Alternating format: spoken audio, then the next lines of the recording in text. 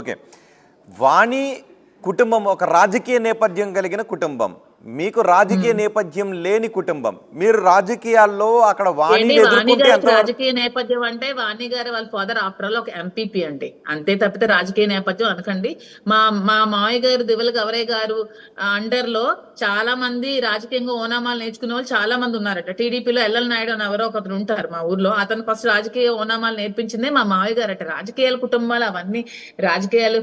ఇప్పుడు ఎవరైనా నేను ఇప్పుడు ఇండిపెండెంట్ గా పోటీ చేసి ఒక ఎమ్మెల్యే అయితే నెక్స్ట్ టైం నాకు రాజకీయ నేపథ్యం ఉండిపోతుంది. అవి రాజకీయాల నేపథ్యం ఉన్న కుటుంబం. ఆ నాన్నగారు ఏమైనా పెద్ద మినిస్ట్రీలు, పెద్ద పెద్ద కార్యక్రమాలు, ఒక సేవా కార్యక్రమాలు, ఒక పిల్లోడికి చదివించారని గాని, ఒక పేదోడికి ఒక ఇల్లు కట్టించారని గాని ఒక్కటి చూపించండి. ఒక పేద పిల్లకి పెళ్లి చేసాం, ఈ పేదోడికి ఇల్లు కట్టాం, ఈ పేదోడికి భూమి ఇచ్చాం, ఇది చేసామని ఒక్కటి చూపించమనండి. ఒక్కటి రాజకీయంగా వచ్చి ఏదో ఎప్పుడో తాతన్లాడు నేతలు తిన్నామని ఇప్పుడు ఏదో వాసన చూసుకున్నాం అన్నట్టు ఉంది సామెత. అప్పుడు ఏదో ఒక ఆఫ్టర్ ఆల్ అతను ఎంపీపీ, ఏదో ఎమ్మెల్యేలో మినిస్టర్లో ఎంపీలో ఉత్తరించి లేదండి. ఒక ఎంపీపీ మాత్రమే ఎన్నిసార్లు పోటీ చేసి ఓడిపోయాడు అంతే. అంతకు మించి పోటీ చేసిన వాళ్ళందరికీ రాజకీయ అనుభవం, రాజకీయ ఉందంటే ఇక నుంచి ప్రతి ఎలక్షన్స్ లో నేను ఒక ఎమ్మెల్యే ఎంపీగా నేను నామినేషన్ వేసేస్తూ ఉంటాను. ఖర్చుగా ఏమవుతుంది నామినేషన్ కి, మేమే లాయర్లో, మా ఖర్చు కూడా ఉండదు. నామినేషన్ ఫైల్ చేసి వేసేస్తూ ఉంటే నాకు ఇంకా నేను ఇక నుంచి నెక్స్ట్ నుంచి రాజకీయ అనుభవం ఉన్నట్టు, రాజకీయ కుటుంబం అన్నట్టు. రాజకీయ నేపథ్యం ఉన్న కుటుంబం అనే పెద్ద పెద్ద మాటలేం మాట్లాడేకండి. వాళ్ళకి ఏం రాజకీయ నేపథ్యం, ఒక ఆఫ్టర్ ఒక ఎంపీపీ అంతే. అంతకు మించి అతను ఏమి పదవులు చేపట్టలేదు, అంతకు మించి ఇంకేం అయిపోలేదు. అంటే వాణి రాజకీయంగా ప్రభావితం చేసే స్థానంలో లేదు, వాణికి రాజకీయమైనటువంటి బలమేమీ లేదని మీరు అంటున్నారా? అసలు ఆవిడకి రాజకీయ నాయకురాలు క్వాలిటీయే లేదంటాను. అసలు రాజకీయ నాయకురాలు అనే రాజకీయం చేసే వాళ్ళు ఎప్పుడు ఇలా బజార్కి ఎక్కరు. మెయిన్ థింగ్ రాజకీయ నాయకురాలంటే ప్రజలకు దగ్గరగా ఉండి వాళ్ళ సమస్యలు తెలుసుకోవాలి. నువ్వే ఒక సమస్య కూర్చోకూడదండి. కార్యకర్తకు నువ్వు సమస్య అయితే నువ్వేం రాజకీయాలు చేస్తావు? నీ వల్ల కార్యకర్తలు సఫర్ అవుతుంటే నువ్వేం రాజకీయాలు చేస్తావు? కార్యకర్తకి ఒక కష్టం వస్తే, ఒక ప్రాబ్లం వస్తే దగ్గర ఉండాల్సింది మీరే. కార్యకర్తల కష్టమే కూర్చుంటే నువ్వే భర్తని రోడ్డుకెక్కి గెంటేసి కార్యకర్తలకు ఇబ్బందులు పాలు చేసి, నీకు టికెట్ కావాలని కార్యకర్తలకు ఇబ్బందులు పెట్టి, కార్యకర్తలు ఎంత సఫర్ అయ్యారో తెలుసా ఆవిడ టికెట్ వచ్చినప్పుడు? 6-7 నెలలు వాళ్ళు ఏడవలేక, వేరే పార్టీకి వెళ్ళలేక, జగన్మోహన్ రెడ్డి గారి మీద, శ్రీని మీద అభిమానంతో ఈ పార్టీలోనే ఉంటూ ఎంత సఫర్ అయ్యారంటే కార్యకర్తలు, బాబోయ్ అసలు ఆ మాటలు మేము చెప్పలేమండి. ఇప్పుడు ఎవరు భయపడి రావట్లేదు ముందుకు, ఎందుకంటే పార్టీ అధికారంలో లేదు. ఇప్పుడు మేము ఏమైనా వస్తే మా మీద టీడీపీ వాళ్ళు ఏమైనా చేస్తారేమో భయంతో ఎవరు రావట్లేదు. కానీ ఆవిడ వల్ల సఫర్ అయిన కార్యకర్తలు కొల్లల మంది ఉన్నారు. ఆవిడ కార్యకర్తని ఇష్టానుసారం బండ బూతులు తిట్టిన రోజులు ఉన్నాయి. కార్యకర్తకి ఒక మంచి చెప్పండి ఏంటంటారు? కార్యకర్తలకు ఒక రోజు ఇంటికి పిలిచి ఒక మంచినీళ్ళు ఇచ్చిందని తెలియదండి. ఏమండి, కార్యకర్తలు అంటే మనకు దేవుళ్ళతో సమానం అండి. కార్యకర్త ఏ నాయకుడికి కూడా కార్యకర్త అనేవాడు దేవుడు అండి. కార్యకర్త ఉంటేనే ఎవడైనా సరే రాజకీయాలు చేయగలడు, రాజకీయంగా డెవలప్ అవ్వగలడు. వితౌట్ వాళ్ళు మనం జీరో. ఒక నాయకుడి కార్యకర్త బలం. ఎందుకంటే ప్రజలకి నాయకుడికి మధ్యలో ఉన్న పర్సన్ ఎవరంటే కార్యకర్త అండి. ఇప్పుడు ఈ రోజు పార్టీ వైఎస్ఆర్సీపీ ఓడిపోవడానికి కూడా ఒక కారణం కార్యకర్తలకి దూరం. కొంచెం మాధురి గారు, అంటే ఇప్పుడు మీకు వాణి గారితో విభేదాలు ఉన్నాయి కాబట్టి వాణి ద్వారా కార్యకర్తలు ఇబ్బంది పడ్డారని మీరు అంటున్నారా? నిజంగా కార్యకర్తలు ఇబ్బంది పడ్డారా? నా వల్ల విభేదాల వల్ల కాదు, ఆవిడ క్యారెక్టర్ వల్ల కార్యకర్తలు ఇబ్బంది పడ్డారు. అంటే ఆవిడ భర్తని అణిచేసి టికెట్ తీసుకోవాలన్న ఆలోచన వల్ల కార్యకర్తలు ఇబ్బంది పడ్డారు. నాకే టికెట్ కావాలి, నేనే రాజకీయాలు చేయాలి అని అనడం వల్ల ఇబ్బంది పడ్డారు. పాపం ఆవిడ వల్ల చాలా మంది మహిళా అధ్యక్షులు కూడా ఇబ్బంది పడ్డారండి. మీరు కోటబొమ్మలో ఒక మహిళా అధ్యక్షులు ఉంటారు, కళ్యాణి అని. ఆవిడకి ఒకసారి ఎప్పుడైనా కాల్ తీసుకుని మాట్లాడండి. పాపం ఆవిడని కూడా మహిళా అధ్యక్షులుగా ఉంటే ఆవిడ ఎంత వర్క్ చేసి, ఎంతో హార్డ్ వర్క్ చేస్తారు పార్టీ కోసం. జగన్మోహన్ రెడ్డి గారు అంటే ఆమెకు చాలా అభిమానం, చాలా కష్టపడుతుంది. ఆమెను కూడా పార్టీలోంచి తీసేసింది. ఏమంటే శ్రీని గారికి సపోర్ట్ గా ఉన్నానన్న ఒక మాటకి ఆమెను కూడా అధ్యక్షురాలుగా పదవిని తీసేసి ఆమెకి ఇష్టం వచ్చింది వేసుకొని. ఇవి రాజకీయాల? నువ్వు ఒక మహిళవా? ఒక మహిళకి నువ్వు శత్రువుగా ఉంటే నువ్వేం రాజకీయాలు చేస్తావు? కార్యకర్తని చూడడం అసలు ఆవిడ రాజకీయానికి ఆవిడ అసలు unfit. Is not at all suitable for politics. ఆమెకి బిజినెస్ లో అవన్నీ సరిపోతుంది. ఎందుకంటే డబ్బు డబ్బు డబ్బు డబ్బు ఇదే ప్రపంచం కాబట్టి ఆవిడ రాజకీయాలకు పనికిరాదు. ఎవరికైతే డబ్బు మీద వ్యామోహం ఉంటే వాళ్ళు ఎప్పుడు రాజకీయాలు చేయలేరు. ఎవరైతే మేము ప్రజలకు సేవ చేయాలి, ప్రజలకు అందుబాటులో ఉండాలి, ప్రజలే మా సర్వస్వం అనుకుంటే రాజకీయం చేయగలరు. ఓకే, మీరు జగన్ చూసి రాజకీయాల్లోకి వచ్చాను, సేవ చేయాలని వచ్చానని అంటున్నారు కదా. ఫస్ట్ టైం టీవీలో కాకుండా డైరెక్ట్ గా మీరు జగన్మోహన్ రెడ్డి గారు జగన్మోహన్ రెడ్డి గారు అంటే అందరికీ అభిమానం అండి. అతను ఇచ్చిన మేనిఫెస్టోలో ఏదైనా నెరవేర్చిన ఏమైనా ఉన్నాయి, అతను ఏమైతే హామీలు ఇచ్చారో అవన్నీ నెరవేర్చారండి. ఇప్పుడు టీడీపీ వాళ్ళే చూసుకోండి, ఇచ్చిన హామీలో ఒక్కటి కూడా నెరవేర్చలేదు ఇంతవరకు. సో జగన్మోహన్ రెడ్డి గారికి ప్రెసెంట్ ఉన్న కూటమి ప్రభుత్వంకి వేరియేషన్ కూడా మీరే చూసుకోండి. అతని ఆశయాలకి ఎందుకు ఎవరు అట్రాక్ట్ అవ్వరు?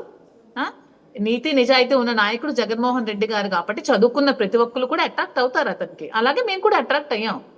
ఓకే, ప్రజాక్షేత్రంలో ఎక్కడ కలిసారు జగన్మోహన్ రెడ్డిని? అప్పుడు ఏం మాట్లాడారు మీరు?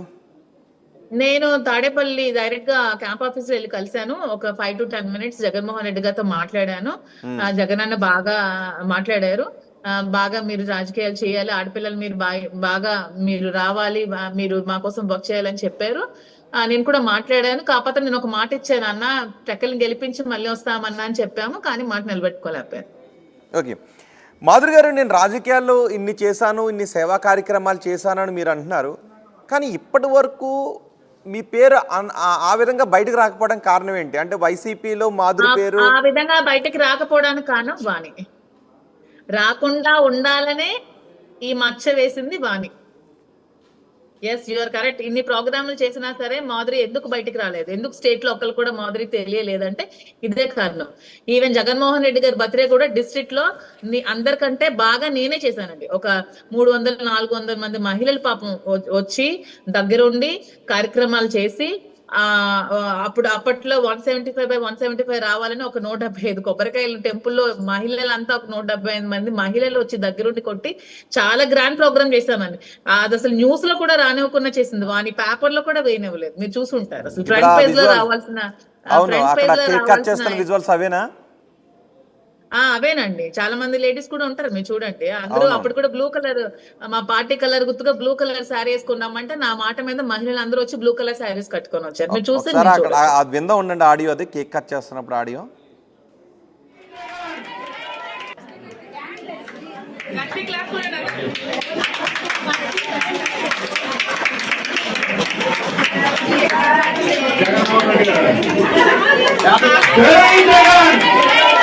జై జగన్, జై దువాడ, జై దువాడ, జై దువాడ, జై జగన్, జై జగన్.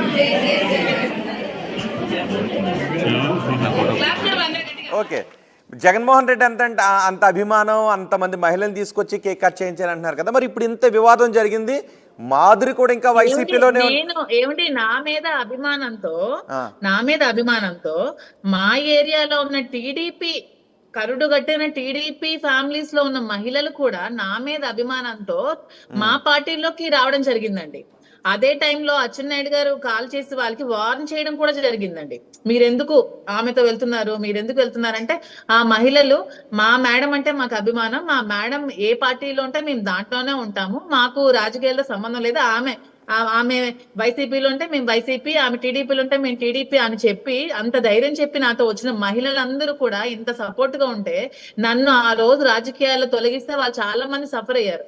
సో ఆ న్యూస్లు కూడా నేను ఇంత చేశాను కదా, ఏ రోజైనా ఏ పేపర్లో అయినా చూసారా మీరు ఈ కార్యక్రమం చేశారు? నేను ఒక 1000 మంది మహిళలతో ఒక శోభాయాత్ర నిర్వహించాను. మన రామ మందిరం ఓపెనింగ్ అప్పుడు ఒక 1000 మంది మహిళలతో ఒక శోభాయాత్ర చేశాను. ఏ రోజైనా చిన్న పేపర్ కటింగ్ ఎక్కడైనా వచ్చిందా? అవన్నీ రానివ్వకుండా చేసిందండి వాణి. జస్ట్ పేపర్ లో వాణికి మీరు రాజకీయ ఇన్ఫ్లుయెన్స్ లేదు అంటున్న వాణి, మరి మీకు సంబంధించిన ఒక వార్తను కూడా కనీసం పేపర్ లో కూడా రానివ్వకుండా ఎలా చేయగలుగుతున్నారు? నేను రాజకీయ ఇన్ఫ్లుయెన్స్ అనలేదండి. రాజకీయానికి పనికి వచ్చే గుణాలు ఆవిడకి లేవన్న. ఇన్ఫ్లుయెన్స్ కాదు. ఇన్ఫ్లుయెన్స్ అంటే అప్పటికే ఆవిడ ఇన్ఛార్జ్ గా ఉన్నప్పుడు ఇన్ఫ్లుయెన్స్ చేస్తది కదా, ప్రెస్ ని మీడియాని ఇన్ఫ్లుయెన్స్ చేస్తది కదా. ఇప్పుడు ఎవరైతే ఇన్ఛార్జ్ ఉంటారో ఇన్ఛార్జ్ మాటే వింటారు అక్కడ ఉన్న వాళ్ళు. ఇప్పుడు మా పేపరే ఉన్నారు, సాక్షి ఉన్నారు, అక్కడ సాక్షి రిపోర్టర్, ఆవిడ చెప్పిన మాటే విన్నారు. మా న్యూస్ కవరేజ్ చేయలేదు కదా. అలాగే ఇన్ఫ్లుయెన్స్ చేసింది, అంతేగాని రాజకీయంగా ఆవిడ పనికిరాదు అంటున్నారు. రాజకీయాలకు ఆవిడకి పనికిరాదు, కానీ ఇన్ఛార్జ్ గా ఉన్నప్పుడు రాజకీయంగా ఇన్ఫ్లుయెన్స్ చేసిందని చెప్తున్నారు. ఓకే, ఇప్పుడు ఇంత గొడవ జరిగింది కదా, మీరు ఏమైనా జగన్మోహన్ రెడ్డికి చెప్పాలని అనుకుంటున్నారా? జగన్ అన్న ఇదిగో నన్ను ఇంత బద్నాం చేశారు అని మీరు జగన్మోహన్ రెడ్డి దృష్టికి తీసుకెళ్లే ప్రయత్నం చేశారా? ఇదివరకే ఈ వార్తలన్నీ చూసుంటారు.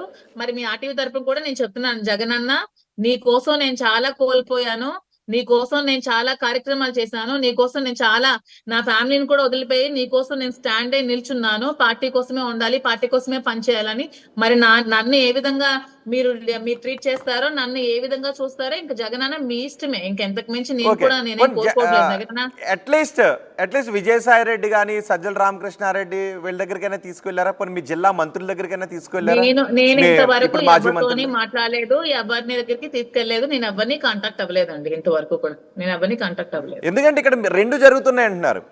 మీ మీద బద్నాం చేస్తున్నారు, మీ పేరుని చెడగొట్టే విధంగా చేస్తున్నారు, మీ పైన బురద జల్లుతున్నారని చెప్తున్నారు, రాజకీయంగా ఎదగకుండా అడ్డుకుంటున్నారని చెప్తున్నారు. అంటే మానసికంగా వేధించడం ఒకటి, కెరియర్కి అడ్డుకట్ట వేసే పనులు చేస్తున్నారు. మరి ఇవన్నీ చూస్తే మీకు అనిపించట్లేదా? రాజకీయంగా నన్ను ఎదుకోకున్నా చూసారని మీకు అనిపించట్లేదా? రాజకీయంగా నన్ను ఎదగనివ్వకున్నా చూసారని మీకు అనిపించట్లేదు రోహిత్ గారు? As a